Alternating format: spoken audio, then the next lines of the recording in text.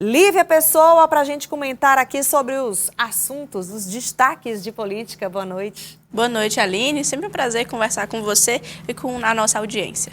Hoje à tarde, uma movimentação, né? Porque tivemos presenças de ministros aqui na nossa capital para um lançamento de um programa importante, né, Lívia, que você foi acompanhar. Exatamente, Aline. A Lei Rouanet, ela teve uma inauguração na versão Nordeste e foi destacado até um momento bastante relevante, porque essa inauguração foi feita aqui, não foi a Lei do Piauí, é a Lei do Nordeste que foi feita na tarde de hoje na capital piauiense, com a presença da ministra Margareth Menezes e do ministro Wellington Dias e demais autoridades do Estado. E aí, pelo menos 50 milhões de reais devem ser investidos em cultura nos 9 estados do Nordeste. Isso, e esse investimento também é referente a uma parceria com empresas estatais, como, por exemplo, o BNDES, o Banco Central, o BNB, a Caixa, o Banco do Brasil. Então, é uma parceria para além do público, mas também com aqueles que fazem parte desse componente privado, né, desse componente estatal que representa essa parcela de investimento do nosso estado. Aline? Vamos conferir então a reportagem.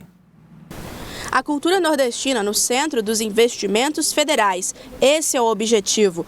O programa Rouanet Nordeste se baseia no decreto do fomento cultural, com medidas de democratização e nacionalização, trazendo para o cenário brasileiro as riquezas do Nordeste do país. A ministra da Cultura, Margareth Menezes, esteve no lançamento do programa no Piauí e destacou as ações na área. Os critérios serão chegar a esses, justamente quem mais precisa, justamente aos menos favorecidos, né? E na construção, né, da execução das leis, dos editais, né, nós podemos aí traçar essas direções, mas que todos serão acolhidos. Essa é a nossa visão de governo, né? O governo do presidente Lula trabalha para quem mais precisa, e na cultura também nós estamos nessa mesma direção, não deixando de atender a quem já produz, mas também querendo dar oportunidade. Principalmente tem um aspecto importante nesse dispositivo, que é a gente também vai acolher as pessoas que pela primeira vez, que nunca tiveram acesso. Então nós teremos também uma gestão que vem auxiliar através do SESI as pessoas, ensinar as pessoas como é que eles acessam a lei, como foi na Rouanet Norte. Além disso, o novo programa vai enfatizar manifestações culturais que envolvem pessoas negras, indígenas, comunidades tradicionais e integrantes de outros grupos em situação de vulnerabilidade social. O ministro do Desenvolvimento Social e Combate à Fome, Wellington Dias, destacou a importância dessa visibilidade. Os maiores patrocinadores terminavam destinando já para esse ou aquele estado. O que a ministra agora fez de diferente é colocar o valor do patrocínio. A Petrobras vai patrocinar para os 9 estados. E com isso garante uma condição de uma elevação da participação de estados como o Piauí e outros que tinham um índice mais baixo. A princípio, a ideia é capacitar e treinar esses agentes culturais nordestinos, fazendo com que o produto artístico, a arte do Nordeste, seja contemplada em todos os espaços. E o principal aliado nessa formação será o SESI. As capacitações elas ocorrerão entre os meses de março e maio. O Departamento Nacional do SESI está em extenso diálogo com os departamentos regionais que estão na região Nordeste e nos territórios em que esse edital vai atuar, para que em conjunto a gente elabore um cronograma que vai contemplar oficinas para capacitação dos agentes em todos esses territórios, incluindo aqui o Piauí, e a gente tem certeza que vai ser mais uma iniciativa de sucesso do SESI e do Ministério da Cultura. 5 áreas artísticas serão contempladas no programa: artes cênicas, artes visuais, audiovisual, música e literatura, que prevê um investimento de até 50 milhões de reais por adesão das empresas estatais brasileiras, como Banco do Brasil, BNB, Petrobras, Correios, Caixa e BNDES. Lívia, leis de incentivo à cultura ou projetos como esse, programas como esse, programa Rouanet, tentam resgatar a força da cultura, que foi uma das áreas que ainda sofre, né, que sofreu muito por conta da pandemia, que mais foi atingida ainda por conta da pandemia, ainda hoje tem reflexos, né? Aline, o Piauí em si, eu nem falo dos outros 9 estados, porque, enfim, é realmente uma alta complexidade. São 9 estados que são nordestinos, mas que são muito diferentes entre si. E no caso do Piauí, existe um arremate cultural muito grande. Aqui no Piauí nós temos as rendeiras do litoral, temos aqui também a questão do Bumba Meu Boi, do cordel, também temos ali a música, que é muito forte no nosso estado. Então, existem muitas pontas... Inúmeras manifestações. Inúmeras manifestações. Então, assim, é um estado que necessita ter uma compreensão, um estudo e uma estrutura para esses artistas. Não adianta só vir verbas, existe uma necessidade de trazer estrutura e capacidade para que esses projetos sejam executados, para que eles tenham um apoio para além da sua arte, né? Que tenham um apoio do Estado, que tenham um apoio dos municípios. Então, precisa ser muito bem desenhado isso a partir de agora, que foi o lançamento, né? Então, necessita ser desenhado como que esse projeto será executado. Então, acredito que essas parcerias, principalmente também com o próprio SESI, exista com essa meta, com esse objetivo de capacitar e compreender como que vai ser estruturado isso. Não adianta vir verba se não vier forma de ser efetivado essa transformação cultural. Eu lembro que sempre quando eu converso com agentes culturais, com promotores culturais, eles sempre falam como é importante que essas pessoas que fazem cultura saibam desenhar os seus projetos para conseguir receber essas verbas federais, né? Neste caso, deve ter alguma orientação específica para que esses 50 milhões cheguem a todo mundo, o maior número possível de agentes de cultura, né? Existe aí uma lista de critérios que ainda vai ser mais bem explorada, né, divulgada pelo edital que for ser lançado pelo governo federal, mas existe uma lista de critérios de quem que pode participar, como vai ser a inscrição, como que vai ser o acesso a esses projetos, né, que será a parte ali em que será a infraestrutura desse projeto e fazer com que esses artistas eles tenham um amparo. Eu acho que é o mais importante, é ter um amparo para ter depois o acesso a esse subsídio, né, a essa verba nacional. Lívia Pessoa estava lá neste encontro envolvendo ministros do governo Lula e é claro que também foi falar sobre política. Puxou ali o ministro Wellington Dias para falar sobre a relação do Progressistas com o PT, um tema que tem consumido o debate da base eleitoral do governo do estado e também, claro, o governo federal nos últimos dias. O que ele tem a dizer sobre essa relação, inclusive sobre uma reunião que Ciro Nogueira, que é o presidente do PP nacional, deve participar com prefeitos do PT. São alguns capítulos novos aí que estão sendo desenhados, Aline. Então, cada nova cena existe ali uma resposta para isso. O Wellington Dias é uma das principais lideranças do PT e foi questionado a respeito dessa reunião que Ciro Nogueira terá com 20 prefeitos, pelo menos ali, piauienses, que são da sigla petista. O encontro deve acontecer na próxima semana, se eu não me engano, dia 2 de dezembro, e terá essa presença aí na capital e que, querendo ou não, demonstra ali um certo alinhamento. É um alinhamento de siglas ou um alinhamento de personagens? É isso que vai ser respondido ao longo do tempo e que o próprio ministro Wellington Dias também destacou. Próprio da democracia, né? Então, o governador Rafael fez agora uma agenda com praticamente todos os prefeitos do estado, de todos os partidos. Eu acho que o Piauí tem um amadurecimento suficiente para que a gente compreenda que terminou a eleição, os 3 senadores, mais 10 deputados federais, o governador eleito, 224 prefeitos e prefeitas, vereadores, ou seja, todos nós temos obrigação com o Estado, junto com o presidente Lula, com o governador Rafael, trabalhar pelo desenvolvimento de forma conjunta. Eu acho que aqui, esse amadurecimento ele permite um ganho. A gente atua lá na bancada de forma muito unificada. Vamos ter reunião agora na próxima semana e ali, independente da diferença, vamos estar tratando das prioridades do Piauí, levando em conta realmente a necessidade do povo. Bom, e ainda sobre essas costuras, né, tem um fato que chamou bastante a atenção, que tem foto, né, tem registro, tá registrado, né, é um encontro entre o governador Rafael Fonteles, o deputado Júlio César e o presidente nacional do PSD, Gilberto Kassab. Bom, Nessa conjuntura de possíveis conexões aí entre PT e progressistas, o PSD ficaria de fora. Só que essa foto, ela comunica uma outra coisa, Lívia. Comunica uma coisa muito bem desenhada, Aline. E eu até ia brincar, que você sabe que eu gosto de colocar umas frasezinhas impactantes. Só que eu preferi falar mesmo diretamente. Eu conversei, após essa foto ser divulgada, desse encontro em Brasília, eu conversei com algumas pessoas que participaram dessa reunião, inclusive com o próprio deputado federal Júlio César, e após a entrevista, a frase foi muito bem colocada.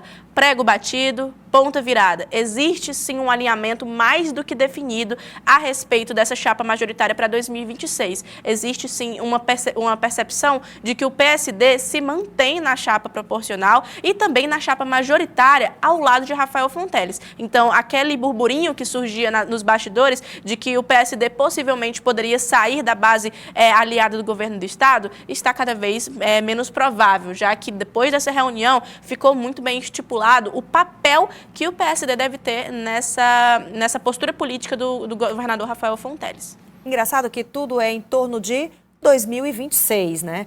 E tudo também, parte dessas costuras, desses alinhamentos, dessas conversas, também tem relação com 2 vagas no Senado. São apenas 2 vagas, porém, sem muitos candidatos da base aliada, por exemplo.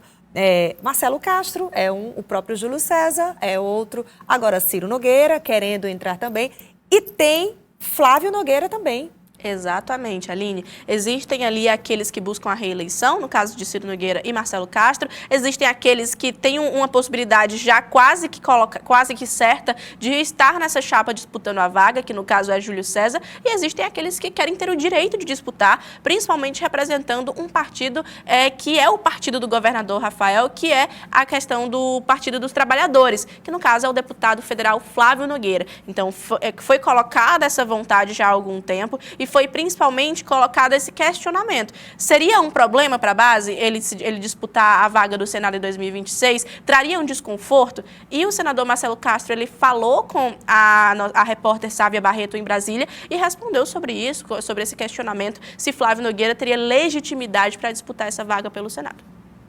Não quero entrar em polêmica com o deputado Flávio Nogueira, ele tem uma pretensão de ser candidato a senador, é uma pretensão legítima, como eu fui deputado federal e tinha a pretensão de ser senador e consegui, ele tem o direito de lutar pela sua vaga. O senador Ciro Nogueira faz oposição ao governo estadual, faz oposição ao governo federal, mas você que é uma repórter muito bem informada, sabe que ultimamente tem muitas conversas que o partido dele, o Progressistas, terá uma participação maior no governo, que haverá ministério destinado ao partido, né? Então, tudo isso são informações, são notícias, né? Eu já perguntei a várias pessoas o que é que tem de concreto, ninguém me disse nada de concreto, já falei com o ministro Padilha, já falei com o senador, o ministro Wellington Dias, já falei com o governador Rafael Fonteles e ninguém me diz nada de concreto, né? Então, são especulações, vamos aguardar para ver como é que as coisas vão evoluir. Então, não podemos fazer nada, nem antecipar nenhuma situação. Hoje, o quadro é que o Ciro Nogueira é de oposição ao governo federal e ao nosso governo estadual. E essa fala remete a gente de novo ao PSD, que ficaria de fora dessa articulação. Dessa articulação. E aí coloca-se também essa possibilidade de como que será essa relação política entre o PSD e o MDB, que tem um histórico de 2022 em terem feito uma coligação cruzada, ou seja, os candidatos a deputado federal foram pelo PSD e os candidatos a deputado estadual foram pelo MDB, compondo assim 2 chapas fortes em ambas as casas, né, legislativo estadual e também no parlamento federal. Então foi esse o acordo de 2022 e que teria uma possibilidade de permanecer em 2026. Só que o senador Marcelo Castro também ponderou sobre isso em uma fala em Brasília. Hoje nós temos uma coligação cruzada com o PSD, né? Aqui e acolá a gente ouve que o PSD não vai querer mais fazer coligação com o MDB. Bom, se o PSD não fizer, o MDB estaria liberado para ou marchar sozinho ou marchar com outros aliados. Lhe digo honestamente, com o progressista eu não tinha pensado ainda, mas já ouvi algumas pessoas favoráveis a esse entendimento. Então vamos aguardar, tudo temos que aguardar para ver o que é que vai acontecer no futuro. Bom, a gente ainda falando sobre esse assunto e relembrando aquelas fotos que a gente mostrou com a reunião entre Júlio César e Gilberto Kassab, o que mais ele comentou sobre esse encontro? Ele falou sobre essa questão de estar praticamente fechado, né, essa possibilidade de que o PSD se mantenha ali como a segunda vaga do Senado, que será apoiado pelo governador Rafael Fonteles em 2026, sendo ele ali o representante dessa disputa pelo Senado, inclusive colocando o PSD num cenário muito bem protagonizado na política piauiense, principalmente da base aliada. Os prefeitos do PT, eles têm grande fidelidade ao partido que ele pertence. E o partido que ele pertence tem uma união juntamente com mais 2 outros partidos, que é o PSD e que é o MDB. E que esses 2 partidos, ao lado do PT, ao lado deste grande governador, eles estão indicando dois nomes para compor a chapa majoritária. Um é o do senador Marcelo, candidato à reeleição, e outro por mim, que sou candidato a senador, na chapa do Rafael, representando o PSD, pelo PSD. E para isto, o PSD hoje, o presidente nacional, Gilberto Kassab, tomou café com o governador.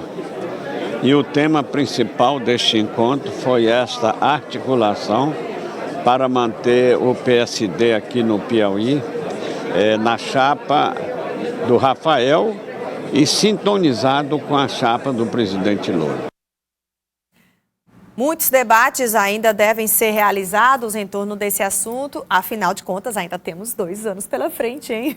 Exatamente, Aline, ainda tem um tempinho para falar sobre isso. Lívia, ontem o ministro da Fazenda, Fernando Haddad, fez um pronunciamento anunciando aí um pacote de cortes de gastos, né? Para que esse pacote já estava sendo anunciado, estudado, esperado há bastante tempo, há semanas, inclusive. E algumas ações foram tomadas para que essa economia seja realmente chegue até as contas públicas, tenha um reflexo nas contas públicas, né? Exato, Aline. Foi uma manifestação que, inclusive, trouxe um certo desconforto para o mercado financeiro, que tem um objetivo, claro, de priorizar ali o equilíbrio fiscal e também essa valorização do nosso real e de como que isso afeta o mercado exterior e o mercado interno, o consumo aqui do nosso país. Então, trouxe ali alguma dificuldade, no entanto, trouxe um lado positivo, que foi essa percepção que o trabalhador e também aquele pequeno empreendedor aponta, né? O brasileiro que realmente exerce essa função monetária diariamente e se sinta contemplado com alguns benefícios e algumas alterações que teriam nesse corte de gastos. Vão ter ali algumas diminuições no orçamento público, mas também vão ter alguns benefícios, como, por exemplo, a isenção do imposto de renda, o abono salarial, alguns detalhes que foram já contemplados pelo ministro Haddad na coletiva de hoje e no anúncio de ontem e fazem com que se torne cada vez mais necessário compreender a complexidade que é esse pacote, né? São muitos pontos específicos e que são muito diferentes entre si. Então, exige ali uma avaliação minuta de cada um.